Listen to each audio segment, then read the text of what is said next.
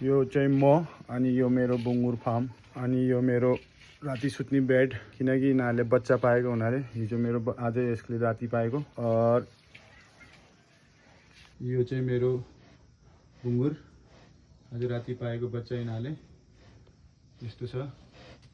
धेरै राम्रो राम्रो क्रस ब्रिड यो चाहिँ मेरो हिजो पाएको राति अनि यहाँ चाहिँ मेरो आज रिपेयर गरेको छु मैले अलिअलि हिजो टाइम पाएको बेलामा यहाँ पनि दुईटा माउको लागि यो मेरो ब्याउनेवाला हो यही असार लास्टमा अनि यो चाहिँ मेरो बच्चाहरू यिनीहरू अहिले सफाइ गरेको छैन तर अब सफाइ गरेर नि एउटा भिडियो बनाउनु पर्ला अनि यो चाहिँ अब थोडा स्टार्ट हुनु बेच्नलाई रेडी भइसकेको छ बजार जानलाई टक्क यहाँ मेरो ड्रमहरू अनि यो चाहिँ मेरो आलु ल्याएको छु यिनीहरूको लागि दाना हल्का होटलको दानाहरू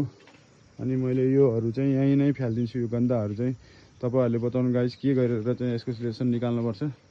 अनि यो मेरो डिप फ्रिजहरू यसमा मासुहरू हाल्छु यसमा चाहिँ म दाना बनाउँछु अनि यो मेरो फार्म सानो फार्म छ भर्खर स्टार्टिङ गरेको हो कमेन्टमा भन्नु होला हजुरहरूले अब विदेश जानुभन्दा त मलाई चाहिँ यही ठिक लाग्यो अलिकति बुङ्गुर पाल्ने अब म कुखुराको नि हेर्दैछु चट्ट अनि कुखुराको चाहिँ 2-3 महिनापछि फार्म एउटा बनाएर आज कुखुरा पाल्ने सोच्दैछु थोरै जस्तो थोड़ा जस्तै अलि 1500 जति यो मेरो बेड राति सुत्नुपर्छ मलाई यो हेर्नुहोस् अनि यो मेरो मकै बारी